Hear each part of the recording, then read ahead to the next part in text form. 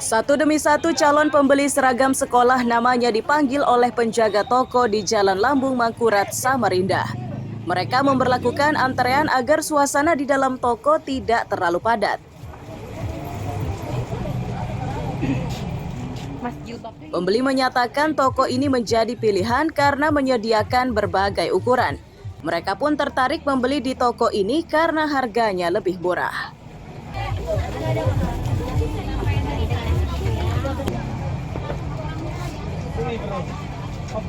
Ada perbedaan harga nggak Bu dengan tahun kemarin dengan hari ini atau sama saja atau harganya memang terjangkau Bu?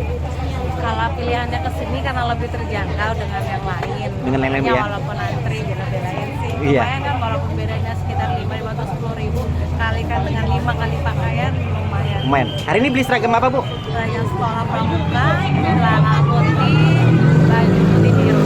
Baju putih biru ya. Oke. Bu untuk kelas berapa nanya Bu? Anaknya mau masuk ke kelas 9 ya. Kelas 9 ya? Oke. Ibu dengan siapa? 7, masuk ke 7. Oh masuk kelas 7. Karyawan toko menyatakan peningkatan pembelian terjadi pasca COVID-19. Meski begitu, ia mengakui beberapa jenis seragam harganya meningkat dibanding tahun sebelumnya.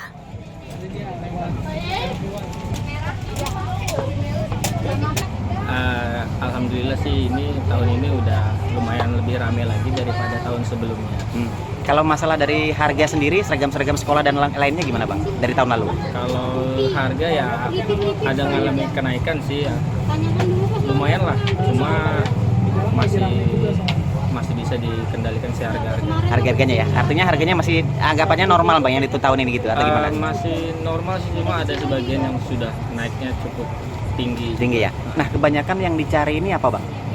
Nah kalau kebanyakan dicari di sini ya seragam sekolah, baju putih, baju putih merah, putih biru SMP dan putih SMA. SMA ya? Tingginya minat beli warga di toko ini diperkirakan masih akan terjadi hingga waktu sekolah tiba. Amir Hamzah dan Iswanto melaporkan dari Samarinda.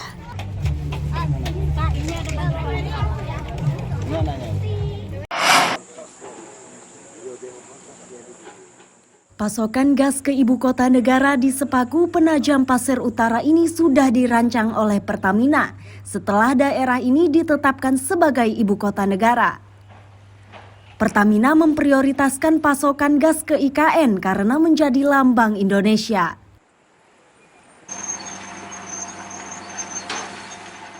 Wakil Kepala SKK Migas, Nanang Abdul Manaf menegaskan pasokan tersebut tidak memiliki batasan.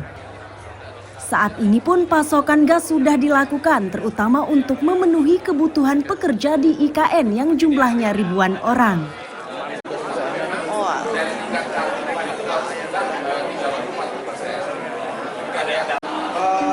Banyak orang yang belum tahu gitu Pak ya, karena ini kemarin juga ketika masa COVID. IKN jelas akan kita support mati-matian ya.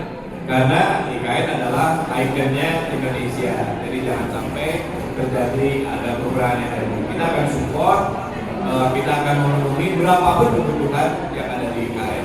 Ya. Sekarang kan pasti rem mulai dari bangunan, istana, nanti ada Menko dan sebagainya. Tugas kami adalah menyediakan energi yang cukup.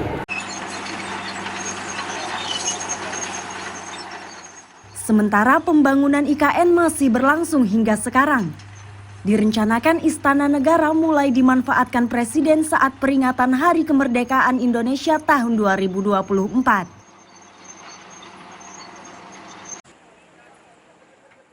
Amir Hamzah dan Riani Mantini melaporkan dari Balikpapan.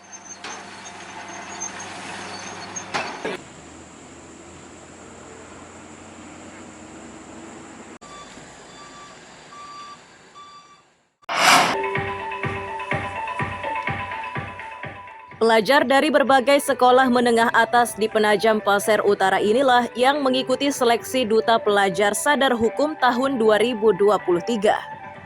Seleksi yang digelar di Petung dan berlangsung 1 hari itu tujuannya untuk menentukan pemenang.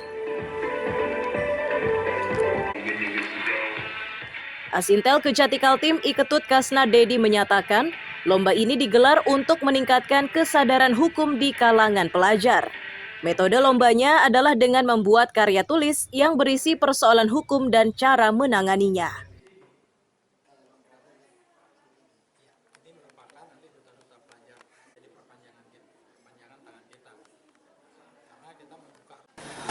Nah, kegiatan Duta Pelajar Sadar Hukum ini mereka diminta untuk membuat suatu karya tulis, suatu inovasi yang berhubungan dengan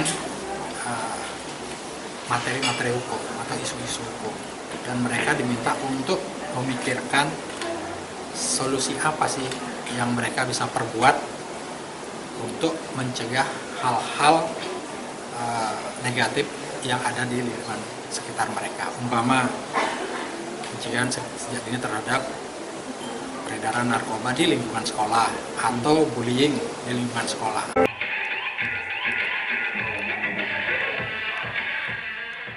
Nantinya para pemenang tingkat kabupaten ini akan dipilih 3 tim terbaik untuk mengikuti lomba serupa di tingkat provinsi.